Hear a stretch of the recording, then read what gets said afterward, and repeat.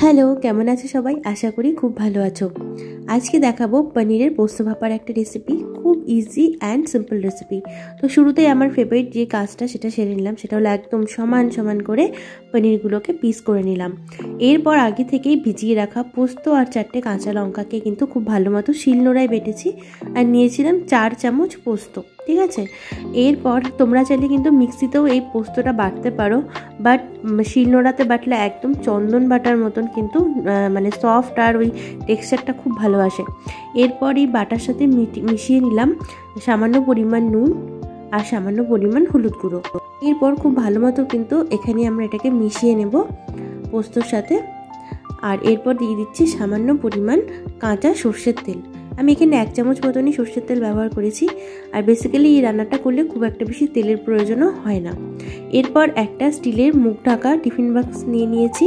আর এই টিফিন বক্সটা আমি গোয়াইজুলাইকে পেয়েছিলাম ফার্স্ট প্রাইজ হিসাবে। যারা আমার সাথে স্কুলে পড়তো তাদের হয়তো মনে থাকতে পারে, আমি একবার গোয়াইজুলাইকে সেজেছিলাম ঘটক। আর এই টিফিন বক্সটা হলো আমি গার্লস স্কুল থেকে সেই বছর ফার্স্ট প্রাইজ হিসাবে পেয়েছিলাম। তো যখন যখন আমি এটাতে রান্না করি আমার তখন সেই সিচুয়েশনের সমস্ত ঘটনাই মনে পড়ে যায়। আচ্ছা, এরপর পনিরের সাথে খুব ভালো মতো এই মশলা বাটাটাকে ভালো মতো মেখে নিলাম। আর উপর থেকে সামান্য একটুখানি তেল দিয়ে দিলাম। এটা একদম অপশনাল, যদি খুব হেলথ কনসিয়াস হয়ে থাকেন তাহলে এটা একদম চোখ বন্ধ করে স্কিপ করা যেতে পারে। ওপরে 2টো কাঁচা লঙ্কা দিয়ে দিলাম।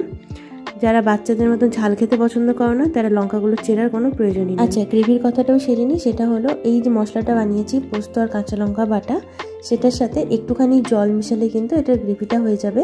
তো যখন পনিরের সাথে মিক্স করবে তখন একটুখানি জল দিয়ে দিও, তাহলেই কিন্তু গ্রেভিটা মানে একদম ঠিকঠাক হয়ে যাবে। ঠিক আছে, আমি এখানে 3 জনের জন্য বানিয়েছিলাম, তো অল্প সামান্য গ্রেভি বানিয়েছিলাম। প্রায় 3 কাপ মতো জলটা এমনভাবে দেবো যেন টিফিন বক্সটা গোটাটা না ডুবে যায়, টিফিন বক্সটা যেন অর্ধেকটা ডোবে এইরকমভাবে জলটা দিতে হবে।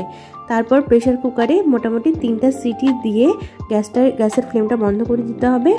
আর 10 থেকে 15 মিনিট পর একটু ঠান্ডা হলে তারপর প্রেশার কুকারটা কিন্তু খুলতে হবে। আর যখন প্রেশার কুকার থেকে এই টিফিন বক্সটা বের করবে তো এক হাতে একটা হাতা নিয়ে নেবে আর এক হাতে একটা সুতির কাপড় নিয়ে নেবে, যেন চেপে অনায়াসে বের করে নিতে পারো। একদম রান্নার পর বাসন কোসন যেটা বেরোবে সেটা ধোয়া নিয়ে হলো এটা 10 মিনিটের একটা রান্না। একদিন করে দেখো, ভীষণ ভালো লাগে খেতে, কিন্তু গরম ভাতের সাথে কিন্তু একদম সার্ভ করতে হবে। টাটা।